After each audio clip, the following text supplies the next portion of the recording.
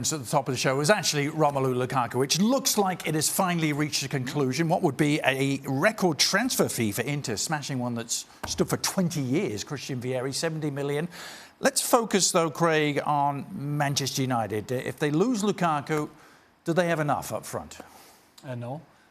But they don't have enough with him anyway. I mean, and I think they'll be quite pleased to get him out if they get the right transfer fee. But it's almost impossible now to get somebody in. I mean, so 24 hours to spend that money. 24 hours to spend the money, and Ed Woodward's not been one to act quickly. So, I don't know if it's a good move for either club, if I'm being honest with you. He's not the only one that seems to be on the move. David Luiz, refusing to train with Chelsea, could be on his way to Arsenal, according to reports. And a rumour falling out with Frank Lampard. And I wonder if this is a falling out from now, or if this is something that comes from some time in the past when they played together. When they played together, that maybe has carried over, and maybe David Luiz sees that Frank Lampard, doesn't have him in his plans. But what I can tell you is that David Luiz, wherever he's gone, there's always been an issue. There's always something. It's always somebody else that he's pointing the finger at. It's always some relationship that falls apart. Is it Antonio Conte? Is it Frank Lampard? At some point, it's got to be about David Luiz. And maybe this is just the time where Chelsea just say, you know what, get out. Just go.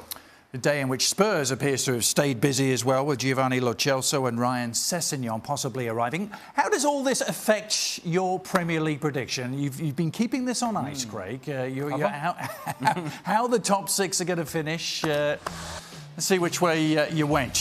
You stuck with City, yeah? Well, I think it will be a two-horse race. I've plumped for City again, just because neither have done much. Rodri's come in.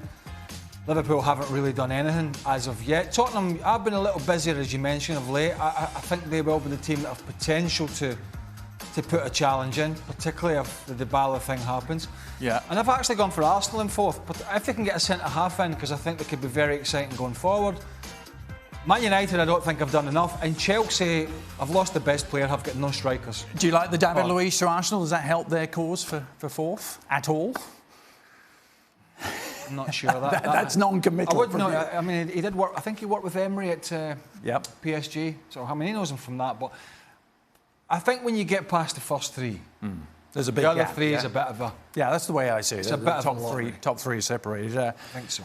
Ali, your top six. Do you see it the same way?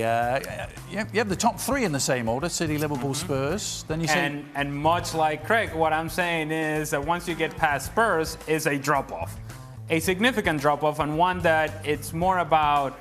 I have less faith in Arsenal and Chelsea than I do in Manchester United, and that's not saying that I have faith in Manchester United either.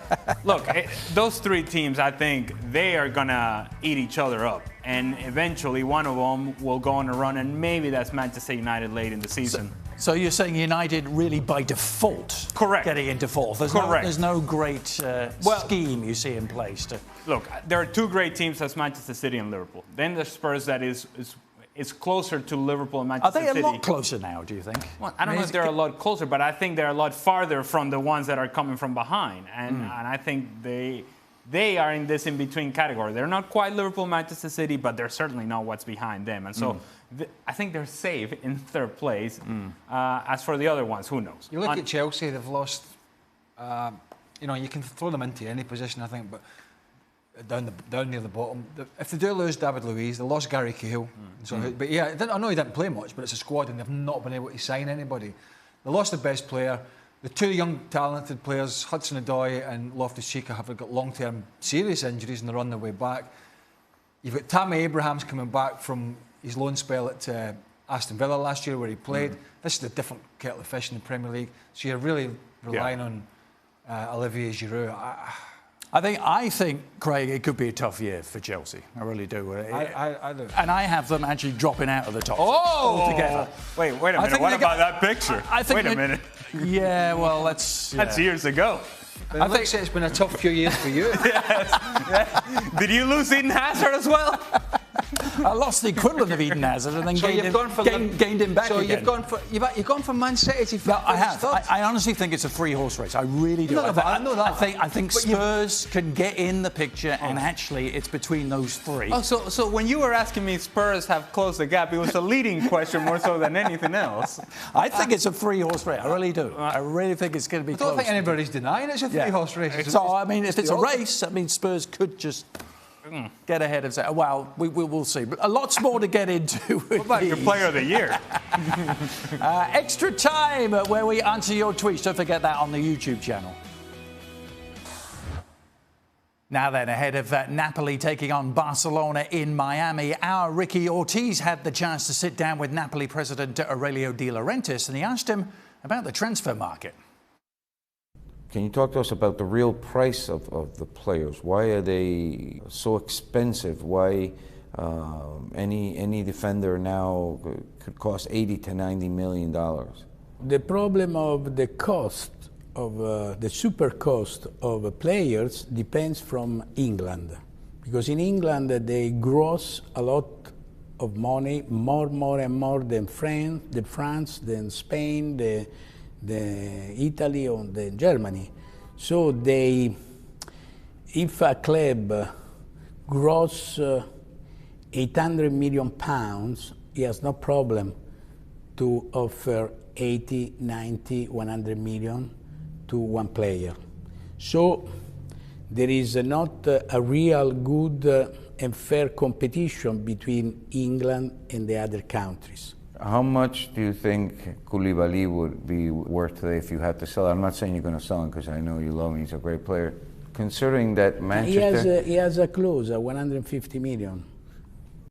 I understand that, but is that realistic knowing that they paid for Maguire 80 now? I mean, he's a very good defender. I'm a big fan of Koulibaly. A lot of people are. I'm talking about one of the best. But you know, for example, in England they paid 85 million pounds, which are, I think, 93 million euros for a player.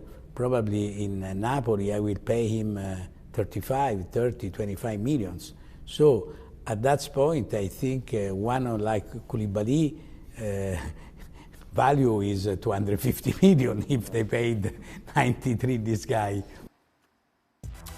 So it's all England's fault, basically. Harry Maguire, the most expensive defender all time as it currently stands, £80 million. De Ligt's record was only 77. De Laurentiis said Maguire would have been worth 35 million to him. Well, he's worth. Do you agree? He's 35 max. He wouldn't go a penny above it. Well, he's worth what he's worth. What a club wants to pay. Well, the one thing I would say, and he has got a point. You know, the money in the Premier League has driven a lot of things in recent years. But before that money was on the table, before Sky Sports really came along in the early 90s and revolutionised the game, and then the Premier League were able to sell it better. Before they had that money, it was the big clubs from Spain and Italy in particular that were actually spending the money, because they would come into England and other countries and they would take the best players. Barcelona and Real Madrid and Milan and Juventus and Inter and all these other clubs and Napoli and Roma would go and pluck the best players from these countries. The fact that they've got competition now, right or wrong, seems to be irking some of these clubs and owners. Barcelona did spend 120 million this summer on a player. But that's a market. Right. See, and if you're a player, you're going to take advantage of an inflated market. And in any economic model, when there is inflation in the market, then look, if you're going to benefit from it, you're going to take advantage of it. You take the capitalist approach and you're a player, you know that you are an independent contractor. And at that point, look, if my value is at that point, that's a value that is driven by the market, not by me. And I'm going to fully take advantage of it. I don't blame the players whatsoever. Well, if there are any more £80 million defenders, offer Luka Modric to PSG to try and lure Neymar in their direction. What do you guys make of that? Would that make any sense?